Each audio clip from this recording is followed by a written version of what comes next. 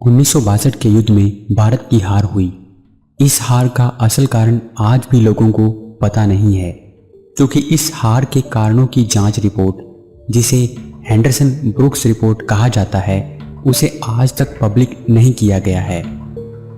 इस रिपोर्ट को पब्लिक नहीं करने के पीछे बड़ा कारण ये है कि इसमें भारत की बहुत सारी गलतियों के बारे में बताया गया है। उस रिपोर्ट में क्या क्या कारण बताए गए हैं ये हम नहीं जानते, लेकिन जो कारण दुनिया के सामने हैं, हम उन कारणों के बारे में आपको बताने जा रहे हैं। दोस्तों, आप देख रहे हैं अजब गजब फैक्ट्स। आइए जानते हैं क्यों भारत 1962 का युद्ध हारा था। Number 1, army was not ready. 1962 का युद्ध नेहरू जी की बहुत बड़ी गलती कहा जा सकता है, क्योंकि नेहरू जी के द्वारा 1960 में फॉरवर्ड पॉलिसी अपनाई गई थी। इस पॉलिसी के तहत भारत ने अक्साई चीन और अरुणाचल प्रदेश में अपनी चौकियां बनानी शुरू कर दी थी, जबकि चीन इन दोनों क्षेत्रों पर अपना दावा करता था। अक्साई चीन में बनाई गई आर्मी की चौकियों से चीन को बहुत ज़्यादा आपत्ति थी, जिसके बाद भारत और चीन में तनाव युद्ध की ओर बढ़ गया। नेहरू जी ने इस पॉलिसी को अपना लिया, लेकिन भारत की आर्मी चीन को युद्ध के लिए ललकारने जैसी स्थिति में नहीं थी। चीन के विरोधी दलाई लामा चीन के तिब्बत में किए अत्याचारों से परेशान होकर भारत की शरण में आ गए थे, और नेहरू जी ने दलाई लामा को शरण भी दी, जिसके वजह से चीन लड़ने के लिए तैयार हो गया था। Number 2, over trust on China. Bharat ने अपनी आज़ादी और चीन की स्थापना के बाद से चीन का साथ दिया, यहां तक कि चीन को वीटो का अधिकार भी भारत की वजह से ही मिला, क्योंकि वीटो का अधिकार पहले भारत को दिया जा रहा था, लेकिन नेहरू ने इसे लेने से मना कर दिया और इस अधिकार को चीन को दिलवा दिया। नेहरू मानते थे कि भारत को इस पावर की जरूरत नहीं है, क्योंकि भारत एक गुटनिरपेक्ष राष्ट्र है। नेहरू जी के समय में हिंदी चीनी भाई भाई का नारा भी खूब चलता था, और भारत चीन के ऊपर कुछ ज़्यादा ही विश्वास कर बैठा था।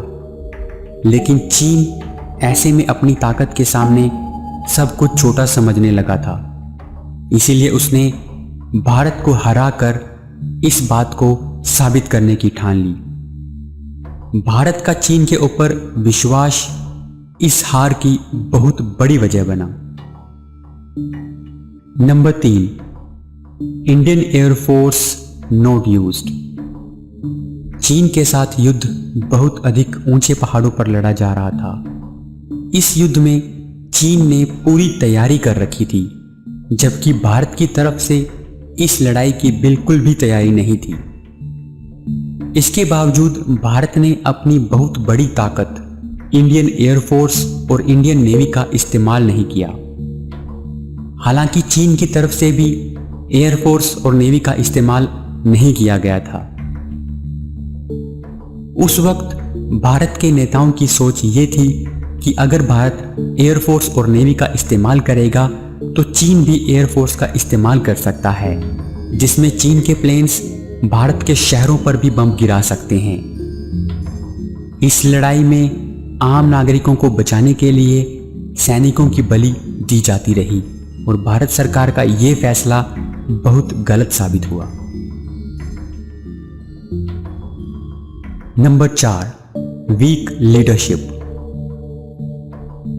इस लड़ाई में हार की बहुत बड़ी वजह कमजोर पॉलिटिकल लीडरशिप को भी माना जाता है। जवाहरलाल नेहरू ने उस वक्त के रक्षा मंत्री कृष्णा मेनन पर बहुत अधिक भरोसा किया। युद्ध की स्थिति में सही फैसला नहीं ले पाने के कारण भारत को चीन के साथ लड़ाई में हार का मुंह देखना पड़ा। उस वक्त के आर्मी चीफ और जनरल BM कोल का इस हार में बहुत बड़ा हाथ रहा, क्योंकि वो नेहरू को सच से अवगत नहीं करवा पा रहे थे। और युद्ध के मैदान में सही रणनीति बनाने में भी नाकाम रहे।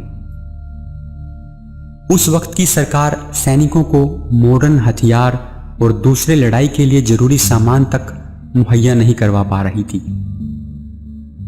भारत के सैनिक जब इतनी ऊंचाई पर चीन से लड़ रहे थे तो उनके पास ठंड से बचने के लिए गर्म कपड़ों तक का भी अभाव था।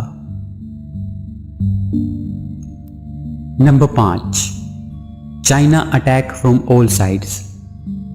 भारत इस लड़ाई को छोटा सा डिस्प्यूट मान रहा था, लेकिन चीन ने इस लड़ाई के लिए पूरी तैयारी कर रखी थी। उसने अपना पूरा सैन्य सामान, हथियार तिब्बत में जमा करने शुरू कर दिए थे। चीन की तैयारी का पता इस बात से चलता है कि सिर्फ 4 दिन की लड़ाई में चीन अरुणाचल सीमा के पास 60 किलोमीटर तक भारतीय सीमा में घुस आया था।